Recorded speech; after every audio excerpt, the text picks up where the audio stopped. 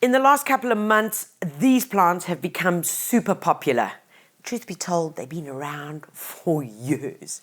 But with a whole lot of new ingenuity, some wonderful breeding, we have got the world at our feet in terms of choice and selection of these pineapple plants. That's right, they all belong to the pineapple family. These are spectacular. Bang for your buck, you cannot go wrong. Because number one, it's really hard to kill. These, in your home, if they're in an area that gets a lot of light, not full sun, really important, not full sun. This guy in your garden is going to go on for at least 6 to 8 to even 9 weeks. Work that out. That's like 3 months of beautiful color. So there we go. This could go in your patio. This could go on your kitchen counter, anywhere. But all we've done is we've just taken the plants that we got and we've just popped them in here. We haven't even planted them because they are so easy to look after.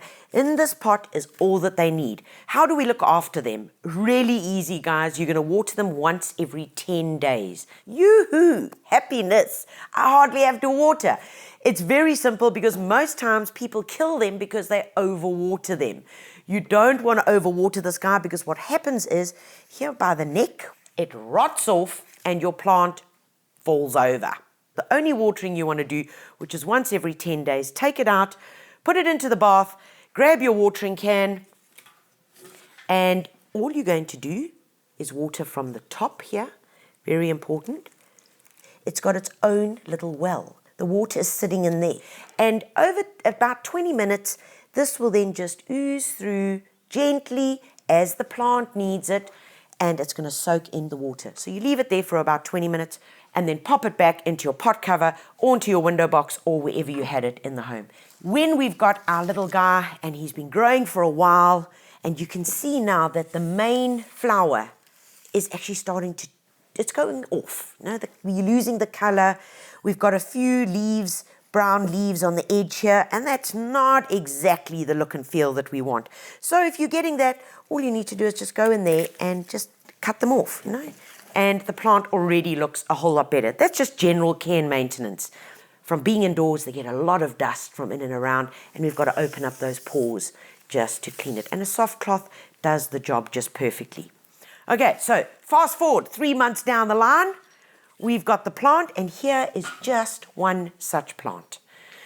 Can you see, if I have to do this, okay, let's pretend this isn't here. This was the original plant. This was the main plant. Here, its leaves going in circles. This is a whole new dude that's just grown up there. Well, now what's going on? Okay, so this guy over here is called the pup. It's the baby. This entire plant will die back and shrivel up, and the new baby will start emerging. When it starts getting to this point, very simply, you're going to take a pair of secateurs and you're going to cut off the main flower, all right? So I just help nature along by just giving it a prune. Nice and easy. Take it off. Right, so now we're going to make more. Nice and easy. All we're going to do, squeeze the pot. Let's get this little baby out.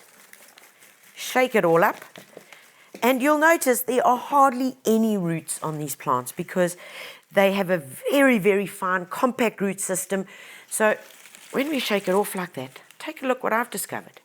There was the main plant, there's a baby, and there's a baby. So all we do now is take a pair of secateurs and we cut from the base. All right, much easier. Don't try and go in from this way. If you go in from this way, guys, you're going to damage the plant.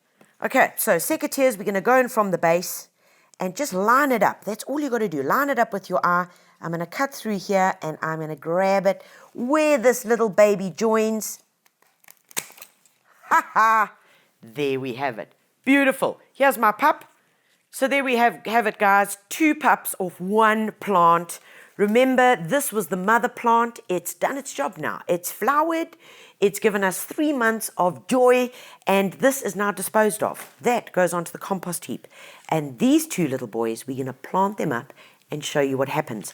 There might not be roots here, but if you look very carefully, where that joins over there, you'll see the beginnings of very fine root hairs. That's why it's imperative that you don't overwater it, because if you overwater it, they're not going to make any roots. How do we plant it up? Nice and simple. Bit of potting soil in a small little plastic pot.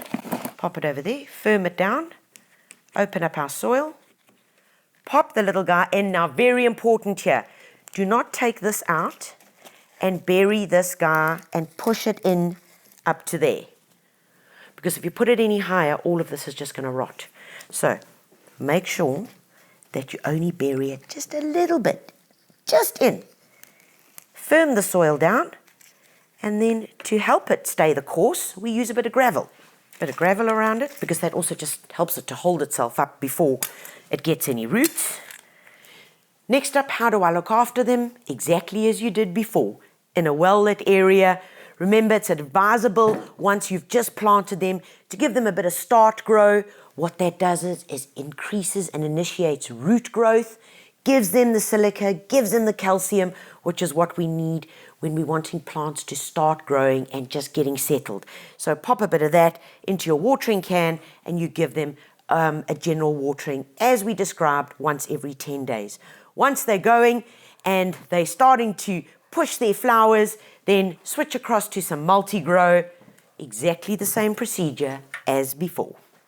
If you've learned a little bit more about how to take care of your pineapple plants, aka bromeliads, then like this clip, also go to our Builders SA YouTube channel and you can find out a whole lot more easy gardening clips just like this one to turn you into a way better gardener.